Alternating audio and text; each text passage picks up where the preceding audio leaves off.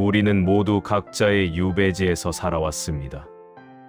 뜻대로 되지 않는 일들, 이룰 수 없었던 꿈들, 돌아가고 싶지만 돌아갈 수 없는 순간들. 그것들은 누구에게나 있는 것입니다. 정약용은 젊은 시절 세상을 바꿀 수 있다고 믿었던 사람이었습니다. 22살의 과거에 급제하고 임금의 총애를 받으며 나라를 개혁하겠다는 꿈을 품었던 그였습니다.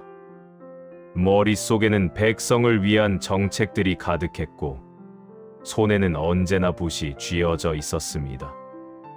그는 자신이 세운 계획대로 세상이 나아질 것이라 믿었고 그 믿음은 흔들림이 없었습니다. 하지만 세상은 그의 뜻대로 흘러가지 않았습니다. 40살이 되던 해 천주교 박해라는 거센 소용돌이 속에서 그는 한순간에 모든 것을 잃었습니다. 관직도, 명예도, 그리고 서울에서의 삶도 모두 빼앗겼습니다. 전라도 강진이라는 먼 바닷가 마을로 유배를 떠나야 했던 그 길은 단순히 장소의 이동이 아니라 인생 전체가 무너지는 경험이었습니다. 그가 꿈꾸었던 모든 것들이 한 줌의 재처럼 흩어져 버렸습니다. 그곳에서 정약용은 18년이라는 긴 세월을 보내야 했습니다. 18년이라는 시간은 한 사람의 인생을 완전히 바꾸어 놓기에 충분한 세월이었습니다. 처음 몇 해는 분노와 억울함으로 가득했을 것입니다. 자신이 무엇을 잘못했는지, 왜 이런 일을 당해야 하는지 밤마다 자문했을 것입니다. 하지만 시간이 흐르면서 그 억울함과 분노는 조금씩 다른 무엇으로 변해갔습니다.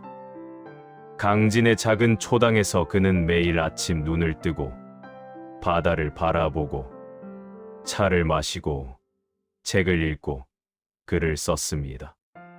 처음에는 고통을 잊기 위해 책을 펼쳤을지 모릅니다. 하지만 어느 순간부터 그는 깨닫기 시작했습니다. 자신이 잃어버린 것들에 대해서가 아니라 자신에게 남아있는 것들에 대해서 생각하게 되었습니다.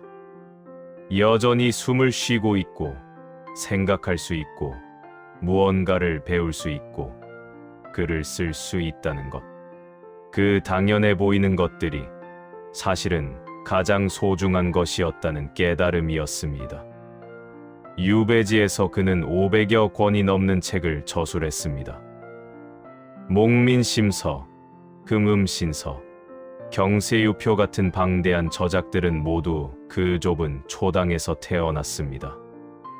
누군가는 이렇게 물을 수도 있습니다. 어떻게 그 절망적인 상황에서 그토록 많은 일을 해낼 수 있었느냐고. 하지만 정약용에게 그 작업들은 단순히 시간을 때우기 위한 것이 아니었습니다. 그것은 자신의 존재를 증명하는 방식이었고 잃어버린 뜻을 다른 형태로 이어가는 길이었습니다. 관직에서는 백성을 직접 도울 수 없었지만 글로써 후세에 남길 수 있다는 것을 그는 알았습니다. 그리고 예순이 넘어 마침내 유배에서 풀려나 고향으로 돌아왔을 때 정약용은 더 이상 젊은 시절의 그가 아니었습니다. 세상을 바꾸겠다는 거창한 포부도 인정받고 싶다는 욕심도 많이 내려놓은 상태였습니다. 그는 자신의 인생을 돌아보며 이렇게 생각했을 것입니다. 내가 이루지 못한 것들이 너무 많구나. 하지만 동시에 이렇게도 생각했을 것입니다. 그래도 나는 내가 할 수 있는 일들은 했구나. 말년에 정약용이 남긴 글들을 읽어보면 그 안에는 체념이 아닌 깊은 수용이 담겨 있습니다. 그는 자신의 삶이 완벽하지 않았다는 것을 인정했습니다. 원했던 대로 살지 못했고, 뜻을 펼치지 못했고, 가족들에게도 많은 고통을 안겨주었다는 것을 알고 있었습니다. 하지만 그는 자신을 용서했습니다. 그것이 인간의 삶이라는 것을, 모든 것을 이룰 수 있는 사람은 없다는 것을, 그리고 실패와 좌절 속에서도 의미를 만들어낼 수 있다는 것을 깨달았습니다. 그는 말년에 이런 말을 남겼습니다. 나는 평생 마음의 짐을 내려놓지 못하고 살았다. 하지만 이제는 안다.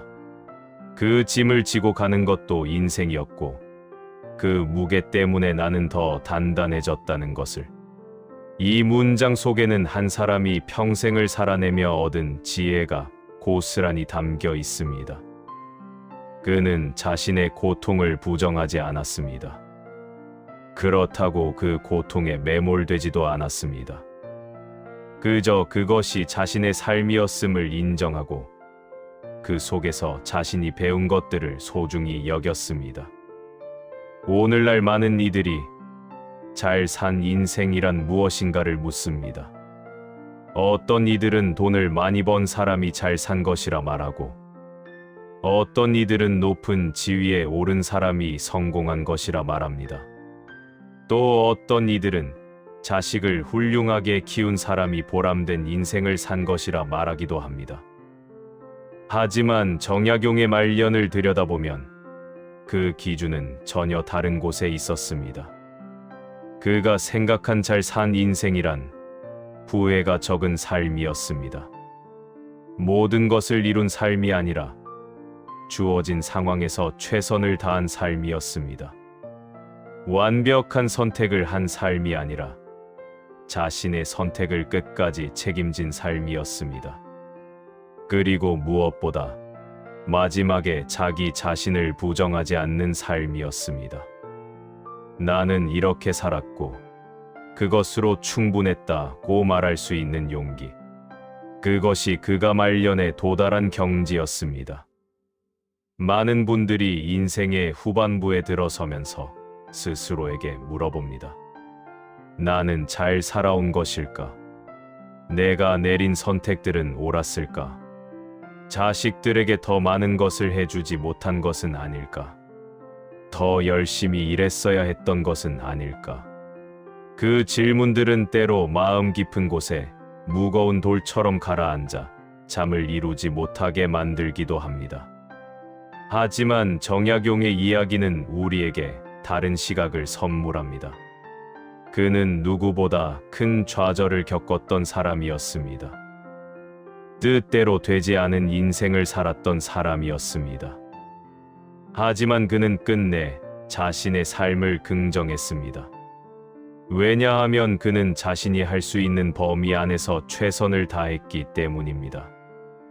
완벽하지 않았지만 포기하지 않았기 때문입니다.